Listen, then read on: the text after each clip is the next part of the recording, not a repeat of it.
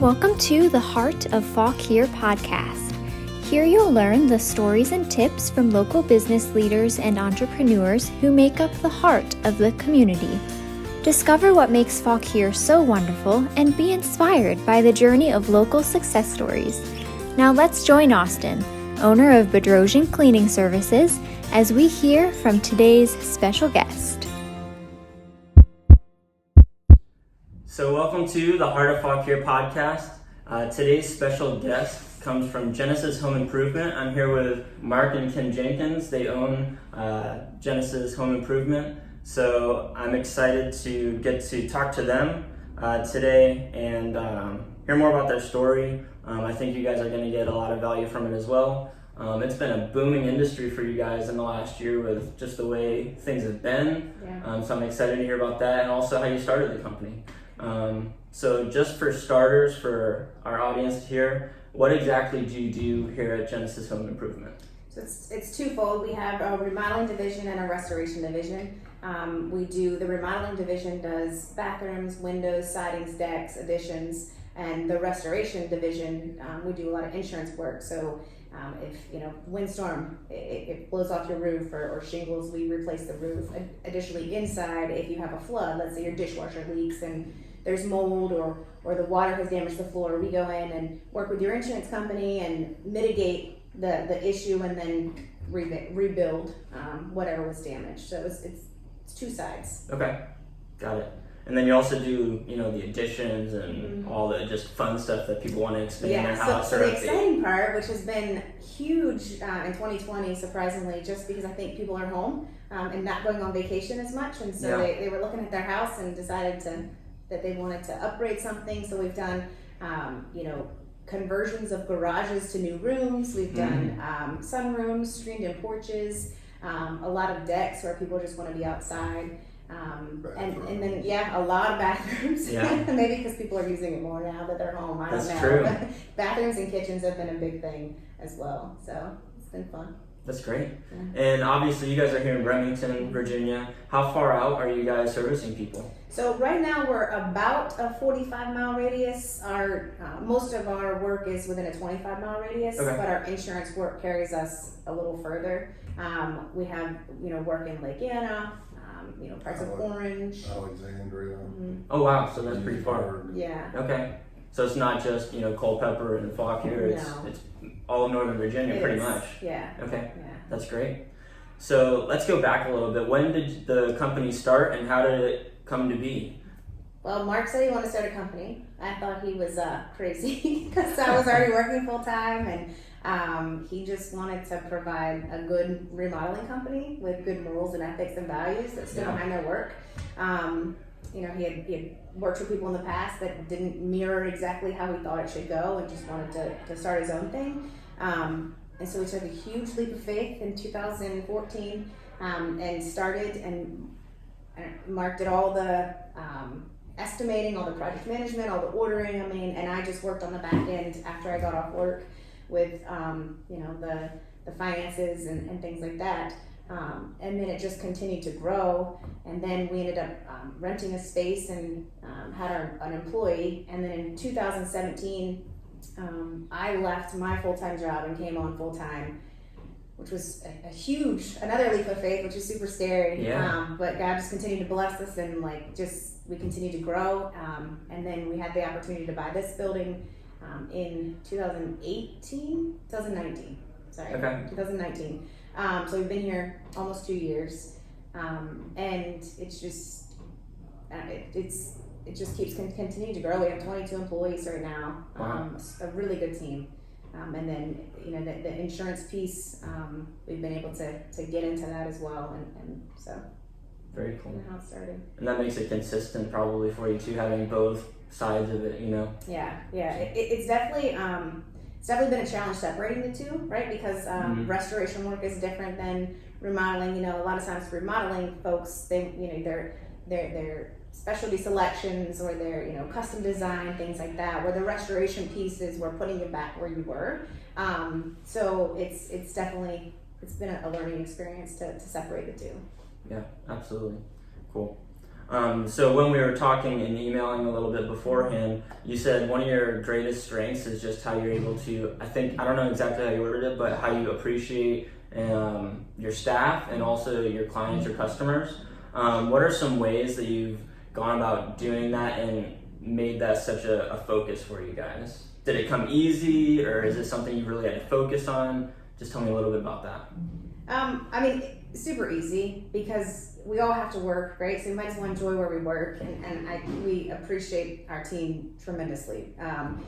Because we've grown over the last 7 years, there's been a lot of growing pains and process implementation and process evolution. So you have to kind of ride the wave if you're a teammate and understand that things aren't always the same, like we're continuing to improve, right? So just learning from our mistakes, getting better, and with that, just appreciating our team's ability to adapt, especially in 2020, because it's not always easy doing work and wearing a mask, especially if putting siding up on a roof or inside, know. So we know that this wouldn't run without all of us working together, that it's not just Mark and I that make it happen. So just generally caring about our people it's not, it just is what it is. Like, it's not but none of it be possible without all of them. Yeah. And we're just a big family, everyone respects everybody and holds each other accountable, and it's just, I think that's what the beauty of it. That's what makes it work so well. And we can still laugh and joke with each other, and still get stuff done. Yeah, and we have like quarterly team meetings, in May, where we'll meet all at our house and have a cookout, or we just call them teammate connection meetings, where we continually try to just bring the teams together, because the field team is always out in the field, right? And then you've got the office team. Yeah. So if we're not careful, there can be a disconnect there. So bringing people together intentionally so that they can get to know each other, and really appreciate each other for what they do and the different components. Yeah, absolutely. And that disconnect can happen. Yeah. I've seen that in places I've worked, or I've friends and family that I've worked places. Mm-hmm. They've talked about this disconnect with there's 2 or 3 sections of the office, and it's hard to overcome that sometimes, but you guys have done it, so that's great. It is. There's definitely siloed thinking, right? Because if you're in one area and you think this is the best, but you're not living and experiencing what this person's doing or this group is doing, so then and reversely, they're not experiencing what this person's doing. So just trying to make sure it's all open and everybody understands that that we're all pulling our weight, no matter what our position is. Yeah. So it's important. Cool. And then on the flip side of that, you said in the email that a weakness that you've maybe had is dealing with how you've grown. And I assume that means you grew really fast, or were you not growing quite as fast? Okay, so you grew really fast. That's what I thought you meant. And it's just trying to keep up and not drown, right? So 2 things. So we grew really fast, which we're super thankful for, but also managing that is really important, because customers get impacted, employees get impacted. Yeah. So it has been a huge learning curve to determine what areas of opportunity we have and to figure that out. And it's never a feel good when a customer's impacted or a teammate's impacted. Yeah. It's our reputation, but furthermore, we don't want people to feel badly after their project is done. And it's never the workmanship. It was, there would be lack of communication unintentionally, or really that was it, communication. And so we are super hyper focused over the last 8 to 12 months to continue to improve. We just hired another superintendent to really make sure that there's boots on the ground at the project, so people know that even though there's people working here on their project, that there's someone in their face there to make sure things are going smoothly. So just trying to continue to keep the customers informed. We have an online system. It's called the Continuous Connect portal, and they can log in and see pictures of their jobs. They can see the schedule. They can put notes to us back in there. So we're just constantly trying to improve the real-time communication. Right. So even if they're at work and they want to check on their job, they really? can go in and see the pictures. Okay. Because they're being updated. That's cool. Mm-hmm. Good. Yeah, communication is really big, especially something like so intimate as someone's house. Like you're in their home doing these things, it really impacts them. So for you guys to be in good communication is important. It's invasive, right? Like when there's no doubt about it that, you know, HGTV makes it look really good, but it's not always that pretty, right? Like you are in someone's house, you know, tearing down walls or, you know, disturbing their process, disturbing their routine, and that can be tough. Even the dust. Mm-hmm. Yeah, it's not always easy, and so we just really try to continuously improve, like communication on the customer, like expectation. Like here is what probably will happen, and just continue to push forward. So. Right, very good, cool. So, from what I understand here, Mark, you're more in the field with leadership, and you're more back office leadership. Is that right, pretty much? Okay. So for people who are doing their home improvement stuff maybe on their own or thinking about it more and more, do you have any tips, Mark, for them as they're looking at doing things at their house? Is there maybe some big mistakes people make, or you know what I mean? I think one thing to keep in mind is when you buy material, you get what you pay for. If you buy a $100 toilet, don't expect it to flush on the first time. You know? Okay. You know, because that's what you get is a $100 toilet. There's a reason these other ones are $300 or $400 or more, is because the internal guts in them. You know, and it's the same way with your laminate flooring. You can buy a cheap laminate floor. If you spill water on it, it's on buckle before you get a chance to clean it up. So it's you buy cheap stuff and that's what you got. Yeah. So don't go cheap on it. No, don't go cheap on it. Take good quality. Not if you want it to last. Anything if you want it to last. Yeah, absolutely. Cool. And I mean, gosh, you're talking about prices there. That's been something you've probably been hit with hard in the last year. I know everyone's excited about doing these renovations, but with that, and then I guess with COVID, manufacturing's lower. I don't know the whole thing, but prices went up. That's all I know. How have you guys gone into that?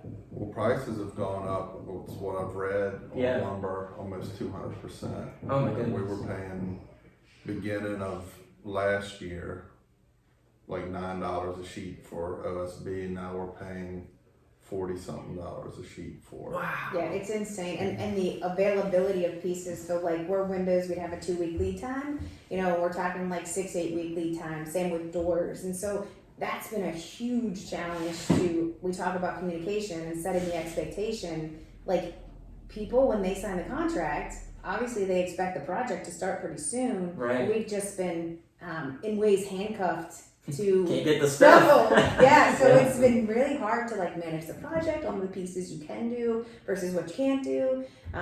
So it's been a challenge for sure. That's crazy. Yeah.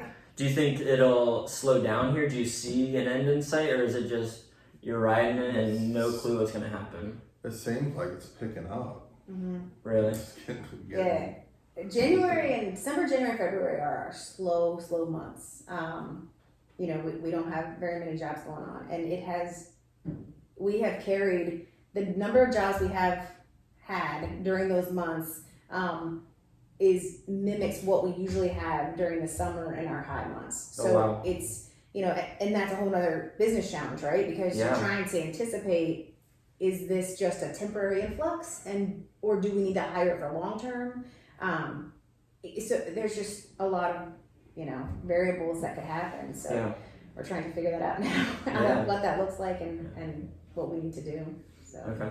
So are you looking to hire people like carpenters and roofers and stuff like that? Or? We struggle finding carpenters. Really? And so part of that is the initiative over the past 4 years. We've wanted to start a carpentry trade program. And so just this building, we were able to get this building, and then simultaneously got connected with Lord Fairfax.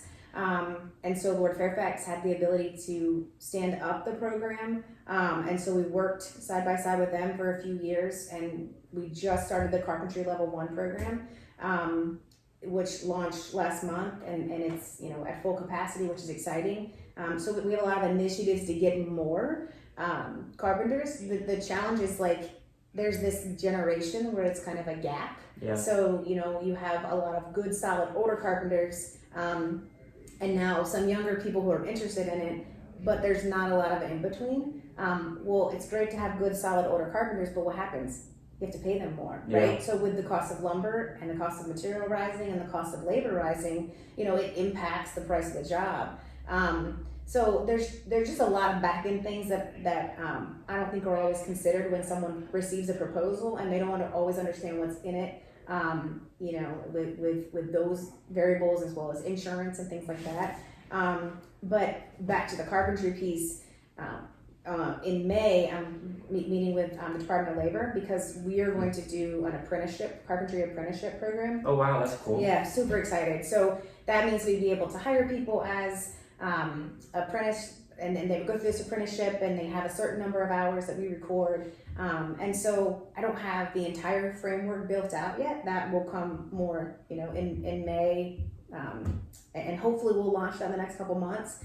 So that is our immediate need of carpenters. Just people who want to work for, a good company, have good morals, ethics, values. We have 3 carpenter assistants who we have hired literally just to go through this program, the Carpenter One program. So there's some challenges, right? Because you're spending a little more time teaching them. But if it means investing in them so that they can have a career, it's worth it in the end. So we'll see how that goes. And then we eventually will need another superintendent, but our immediate need is just is carpenters. Right. So, but that's next level creative for you guys. That's really cool. Just to see that mindset behind there, because some people in this time, I hear a lot of complaints of not being able to find help, which it's a legit thing. Sure.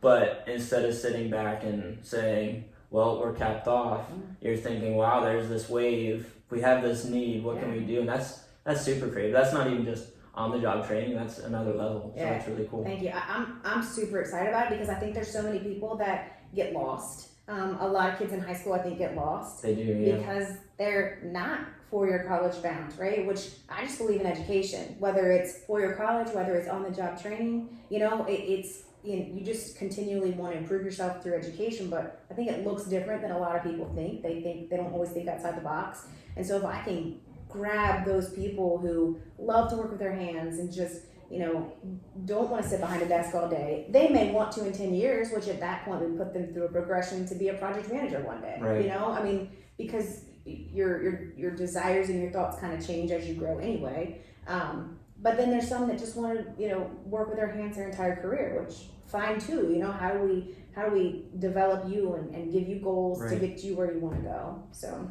that's the fun part for me. Yeah, I like it. That's cool. And I don't know if it's just a bubble that I experience, or if it's a more national thing, but I see a push for trades, because a lot of people my age and a little older, it was just college was the option, Right. And then we're kind of coming out and most of us don't even use our degree at all. And if we do, it's just was it necessary? I have almost 6 figures in debt from school, it's crazy. So maybe do you think there's an actual push for trade school and stuff like that? Do you see that too? I do. I definitely think there is. I think that people have finally recognized, and Mark and I have always wanted to change the perception of contracting. So I think in a lot of ways society looks down, or has in the past looked down if you don't have your degree, to make people feel less than. Yeah. Whereas I don't want that. I don't want our carpenters saying they're just a carpenter, right? They need to feel empowered, because it is a noble profession. You're making a good living. You can make really good money, and you don't need to carry that debt. Now, I'm not saying college isn't great for people who need that, right? Because there's people with career tracks, but I got my bachelor's later in life, and it applied to my career, which meant that I was able to apply it at that time. I don't know if I had done that when I was 18, 19, 20, if I'd have retained as much, because there wasn't anything I could apply it to, So I just think people learn differently. Yeah. And so I do think that people understand and that nationally people understand that there is a need for trades because we're not the only contractor that's struggling finding work. Yeah. So. We'll see how it goes then. Yeah. Definitely some changes. Yeah. So cool. And even if it's not a national thing, you guys are making it in your atmosphere. It is more of a thing, with the incentives you're putting out and stuff. And like you said, it's like you can make really good money with your hands as a carpenter, and then build up to the project manager, or owning something like you guys do. Absolutely. Mark, you started with doing, I don't know exactly, but you weren't always an owner. You were doing the trade before, right? I started when I was 12 working for my father. Oh, yeah. Okay, that's right, because was it your father was a roofer? Yeah. Okay, cool. Did he own a business, or was he? His own company. Okay. So we kind of got my morals and everything from working for him. Yeah. And then got out of it because I didn't like coming home working for family and hearing about it at dinner when I made a mistake. Right. So then I got out of it, and then it just kept bringing me back. It was what I was good at. Okay, cool. Do you have a certain mindset or something because you grew up in a business owner home? Did that change how you thought about things? Like you said the dinner table was kind of weird, but did you think about owning a business because you grew up in it, or was it a turn off and you're like, oh, I'll do it anyway, even though I didn't like it? Like, no, I've heard both sides. No, I never even thought about opening a business because of my family. Yeah. It was just something at the point that I was working for other people and stuff, and it just turned out that, I wanted to own my own business, and I wanted a place where people could come in and feel like they were appreciated when they were being employed. Yeah. Absolutely. Very cool. And then you guys are able to tag team, and I think that it obviously can add some difficulty, but also, me and my wife work together on things, and I've interviewed other people that are couples, and it can make you into a power couple that can get, it's kind of like the whole thing of, one horse can pull 700, one can pull 800, you think it's 15, but it's actually like, 30,000 pounds they can pull, you know what I mean? I definitely think we weigh off each other's strengths. We're very different. Anybody who knows us knows we're very different. And so we both just appreciate each other's strengths. And thank God he's probably a lot more patient than I am. He's more laid back than I am. We also can separate work from family. When we walk in here, we're not married. I'm held accountable for what I do, and she's held accountable for what she does. Right. Yeah, it's so it's not personal when something, if I don't do I write something. them up, It's not personal. So and you got to be able to separate that. Yeah, it can't all be personalized and emotional. It's gotta kind of just, hey, we're working on this. It's for the good of others and the company, right? Mm-hmm. Like, I think one of the challenges we both had was separating the company from us. Mm-hmm. Like, for a long time, we were the company. So then when you really have to separate, like, even the vehicles, right? Like, people would, somebody messed up one of the vehicles, and so we're like, man, that's tough. Like, you have emotion behind it, and then you realize, wait a minute, that's the company's vehicle, right? Like, really trying to separate. It's not easy. It doesn't happen overnight, but separate yourself as a different entity from the company, then it makes it easier to see that we're just employees. Right. Sure, we run it, we are responsible for it, do the back end stuff, but at the end of the day, we're still employees, and we happen to work for the same company. Right. So it's just a mindset thing, and being intentional. Yeah. Very cool. So we're almost out of time here, but I want to ask one more thing about your name, Genesis. So I know obviously where it comes from a little bit, but can you guys just explain why you came up with that name and where it came from exactly? So when we first started dating, that was the first Bible study we did. We just, over the phone, would do a Bible study of the book of Genesis. Simply, literally, because we were just like, well, we'll start at the beginning, who knows, where do we start? And then fast forward to when we wanted to open the company, literally, like, it was the first thing that came up. I mean, it was a new beginning. Yeah. And so there was we couldn't get off of that word. Like, we had thought of a couple others, but it was just so so relevant, and it's cool because in turn, like, this has become more of a mission for us, like a mission field to work within the community, to give back within the community, and then also to raise up, other, like, the carpenters. I mean, it's just more of a mission for us, and so it's neat how it's all evolved, but it simply, there's nothing exciting other than it was the first Bible study we did in the beginning. So. And it just shows that, your faith is important to you, to put it in the name. So very Absolutely. cool. And I've seen that in some other places as well, which it's just really neat to be able to do that. Yeah. So That's cool. Thank you. Awesome. So I guess that's all the time we have here. Thank you so much for meeting with me. It's great to hear more about your company. It's obviously a hot topic, so for people who are looking to work with them, obviously get in touch with them. If you're looking for renovations, they might have space. I don't know how booked you are, but we're a couple weeks yeah, out. give them a call and see what you can do. Yeah, absolutely. we appreciate you having You'll us. get good work and values and everything. So appreciate that. Thank you so much for your time. Yeah, thank you for having us. All right, see you guys next time. Thank you for joining us for today's episode of The Heart of Fauquier. If you loved joining us today, give this podcast a great review and subscribe to keep up with new episodes. If you have an office in Fauquier that needs a cleaning service, reach out to Bedrosian Cleaning Services and see how they can serve you. Until next time, thanks for listening.